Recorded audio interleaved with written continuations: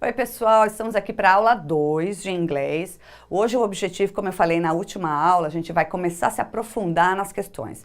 Então eu vou pegar um pouco das questões que eu já mostrei na primeira aula, mas agora a gente vai entrar mesmo, a gente vai se debruçar sobre o texto e sobre as questões. Então eu vou falar das habilidades e como é que a gente vai achar a resposta correta, tá bom? Fica com a gente. Beijo! Bom, pessoal, eu vou trabalhar com os textos que eu já tinha apresentado na primeira aula, mas na primeira aula minha intenção era só mostrar o formato, o gênero e tal. Agora a gente vai ver com mais detalhes esses textos, tá? Bom, a gente viu aqui pelo formato, até pela ilustração que a gente tem aqui. Nessa ilustração está escrito o quê? Connecticut Guide to Emergency. Como a gente agora está entrando na parte verbal, de análise verbal, não só do formato e tal, vocês vão ver aqui que a gente tem duas palavras cognatas ao português. O que quer dizer cognato? É que são parecidas com o português. Então tem muita coisa aqui do inglês que é parecido com o português porque tem a mesma origem, vem do latim também. Então fica mais fácil. O que a gente tem aqui? Olha lá, guide to emergency. Duas palavras aí que dá pra gente entender que é um guia para emergências. Bom, para que eu preciso desse guia para emergências? Quem está interessado nisso? Quem que tem a intenção social desse texto aqui? Aqui, ó. Lembra que a gente falou na aula passada? É um site oficial, isso aqui é do governo. Então, é um texto preparado pelo governo. Governo da onde? Esse CT aqui, ó, eu vou concluir que é desse estado, Connecticut, que é um estado dos Estados Unidos, tá? Então, a gente está falando de um texto que é governamental lá de Connecticut. O CT aqui está me mostrando, ou está me dando a dica de que é de Connecticut, tá bom?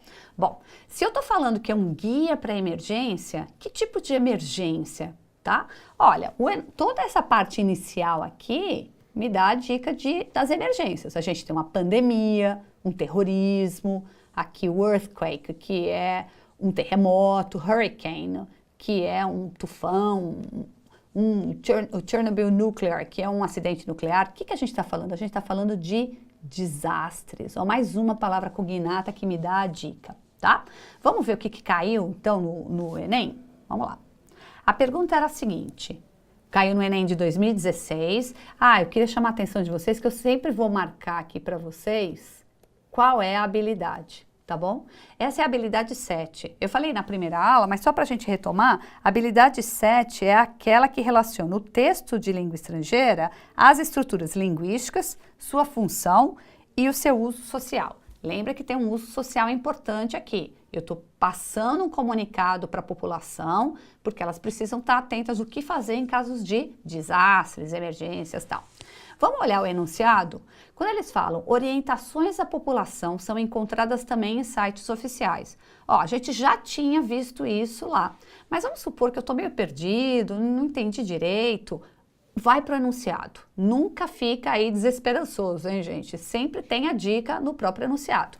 Aqui o enunciado já está falando para mim, ó, orientações à população em sites oficiais. Então a gente sabe que é lá o site do governo de Connecticut, e é uma orientação. Lembra que é um guia para emergências? Muito bem. Depois eles falam o seguinte: ao clicar no endereço eletrônico mencionado no cartaz disponível na internet, o leitor tem acesso a quê? Vamos voltar lá, já que eu já entendi a pergunta, vamos voltar de novo ao texto, e eles falam o seguinte, ó, essa parte aqui está me dizendo o quê?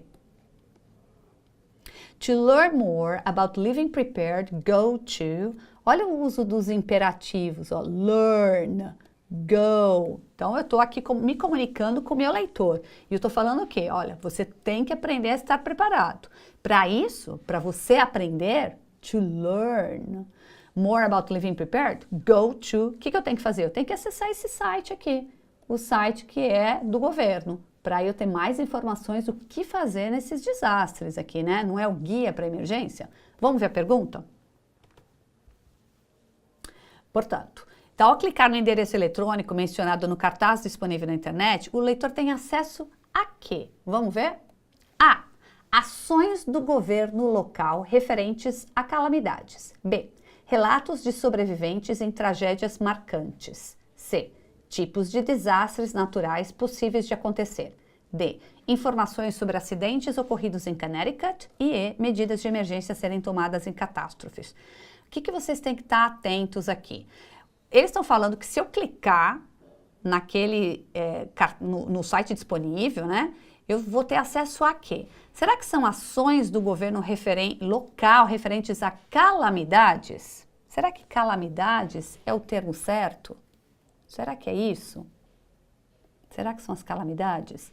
São relatos de sobreviventes? Será que em algum momento do texto falou de sobrevivente? Em nenhum momento eles falam de nenhuma pessoa especificamente, então não tem relato de sobrevivente. Tipos de desastres naturais? Mas será que são naturais, gente? Eles não falaram de Chernobyl? É natural? Eles não falaram do 9/11, lá o ataque terrorista em 11 de setembro? Isso é um desastre natural? Não é, né? Então também eu posso eliminar essa. Informações sobre acidentes ocorridos em Connecticut. É só sobre Connecticut. É um guia do governo de Connecticut. Mas não é acidentes ocorridos em Connecticut. A gente já viu até Chernobyl. Então também não é. Medidas de emergência a serem tomadas em catástrofe. Essa daqui é a melhor, concorda, pessoal? Então, a gente tem aqui, ó, são medidas de emergência a serem tomadas em casos de catástrofes. Tá lá no texto que eles vão falar sobre desastres e o que é que eu tenho que fazer. Vamos mais uma vez olhar o texto? Olha lá. O que eu tenho que fazer para estar preparado? Então, se eu tenho que estar preparado, ele vai me dar dicas. Ó, para eu aprender mais a viver preparado, eu vou ter que ter essas medidas de emergência a serem tomadas em casos de catástrofe. Tudo bem? Foi legal essa? Vamos ver a próxima? Lembram dessa? Também falei dela na primeira aula. Lembra que a gente falou que esse é um texto da internet, tinha várias dicas aqui indicando que era da internet, olha lá. Você pode escolher a língua, se é inglês, espanhol, francês, italiano, tá? A gente tem aqui a própria fonte, olha lá. Lembra que eu falei que isso aqui é uma org, é uma Non-Governmental Organization, uma ONG, ela tem sempre esse interesse em trazer algo positivo para a população. Então, tem sempre uma intenção social, de novo, a intenção social. O que a gente tem aqui? A gente sabe que o site chama WeFeedback. E a gente sabe aqui, ó, que é sobre sharing food, changing lives. Vocês sabem o que é sharing food? Food eu acho que é uma palavra bastante comum, a gente conhece. Também, olha aqui, ó, tem um exemplo de comida aqui, né? O sushi platter. E também a gente conhece a palavra sharing, não porque ela agora seja um cognato ao português, mas a gente sabe isso por causa das redes sociais, né? A gente compartilha muito nas redes sociais. Isso é o share, é quando você vai compartilhar. Então, o que eles estão falando aqui? Em compartilhar comida. E isso pode fazer o quê? Mudar vidas. Olha, uma outra coisa interessante é o que tem aqui na caneca. If you share, you will feed 240 children. Feed them now. Olha lá, feed them now. Se você clicar, você vai poder alimentá-los. A palavra feed é um verbo conectado à palavra food. Food, comida, feed, alimentar. Se você compartilhar, né? Se você compartilhar do que você tem para quem não tem, you will feed 240 children. Você vai alimentar 240 pessoas, ou crianças no caso aqui, tá? O que eu tenho que pôr? Lembra que tem os quadros aqui, eu vou ter que ir mudando esse quadro, tá? My name is, cada pessoa que acessar o site vai pôr o seu nome aqui. I want to share, o que é que você quer compartilhar? A Kate Watts aqui, pois que ela quer compartilhar a sushi platter, ela deve gostar de sushi. Quanto que ela geralmente paga? Ó, I usually pay, quanto que ela paga? $20. Olha lá, a moeda aqui é $20, que eu posso até mudar nesse espaço aqui, eu posso mudar se eu quero pôr em euro, em reais, tá? Em yen, sei lá que moeda que eu vou pôr. E aí eles falam, more servings will feed more children. E aqui você também pode marcar quantas você quer doar. Lembra? Ela falou que paga geralmente $20 por um prato de sushi. Ela falou que ela vai doar 3. Isso vai dar um total de $60. É quanto ela vai doar. Tudo bem? Vamos ver a pergunta? Essa caiu no Enem de 2014, ela também é uma questão que está usando a habilidade 7, lembra? Aquela que tem você está associando a língua estrangeira a um uso social, um fim social, tá? Uma questão cultural, uma questão linguística. O enunciado fala o seguinte: a internet tem servido a diferentes interesses, ampliando muitas vezes o contato entre pessoas e instituições. Um exemplo disso é o site WeFeedback. Então, ó, se até aí você ainda tivesse alguma dúvida de que tipo de texto é, olha, eles estão te dando a dica. Isso aqui é uma página, né, da internet, é um site.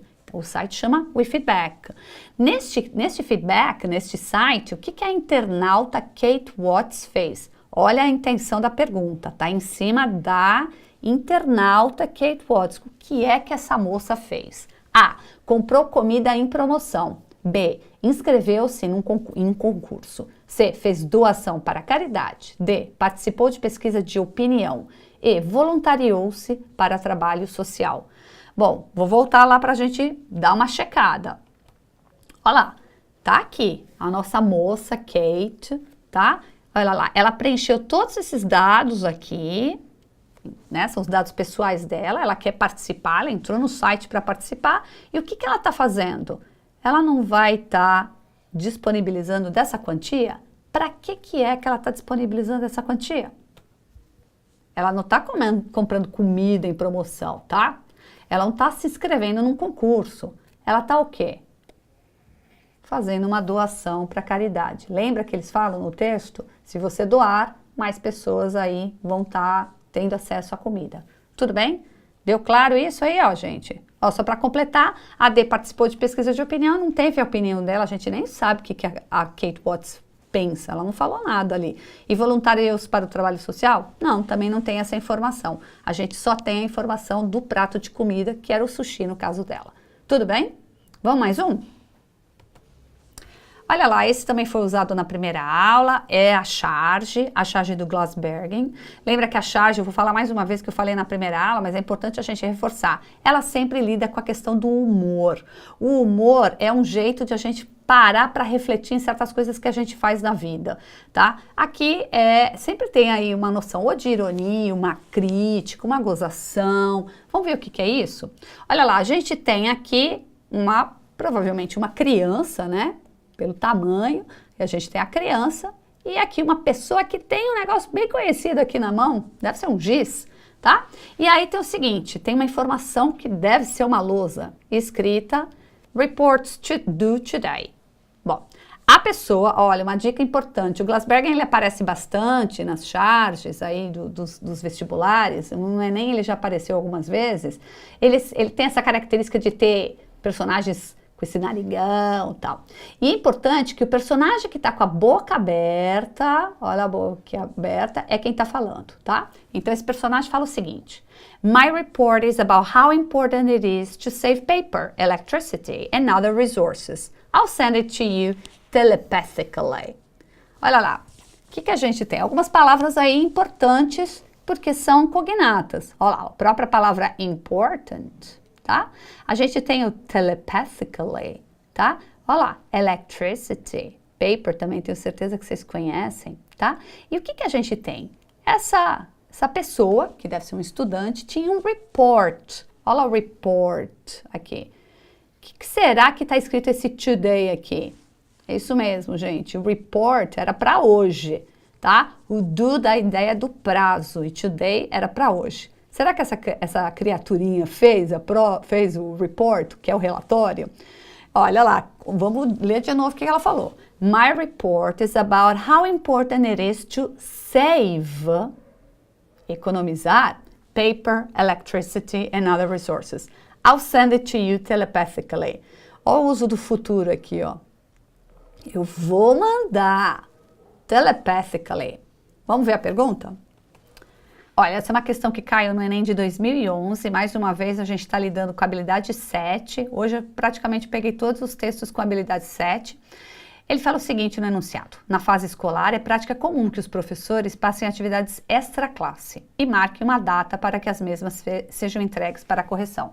Se a gente tinha alguma dúvida lá atrás, o que eram aqueles reports do today, ó, o enunciado já te deu toda essa dica.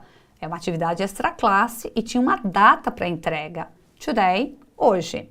No caso da cena da charge, a professora ouve uma estudante apresentando argumentos para... Bom, que a nossa criaturinha está argumentando com o professor? Vamos ver? Letra A. Discutir sobre o conteúdo do seu trabalho já entregue. Será que já foi entregue? Lembra que tinha um futuro lá? I'll send it to you telepathically. B. Elogiar o tema proposto para o relatório solicitado. Será que a aluna ali, a estudante, está falando, professora, esse tema foi muito bom?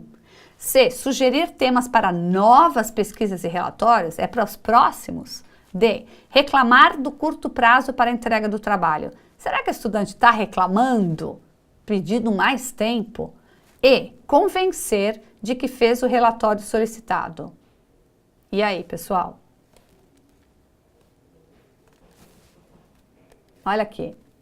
Resposta, opa, E. Ela está tentando convencer o professor, a professora no caso, de que ela fez o relatório solicitado. Ela só está falando o quê? Que vai mandar telepaticamente. Mais uma vez, olha lá. I'll send it to you telepathically. Então ela não fez. Tá achando que vai mandar. E ela teve um argumento até que bacana, né? Vou economizar papel e eletricidade. Legal aí. Tudo bem? Vamos mais uma? Esse aqui é a tirinha do Garfield, tá? Famoso, Garfield é conhecido.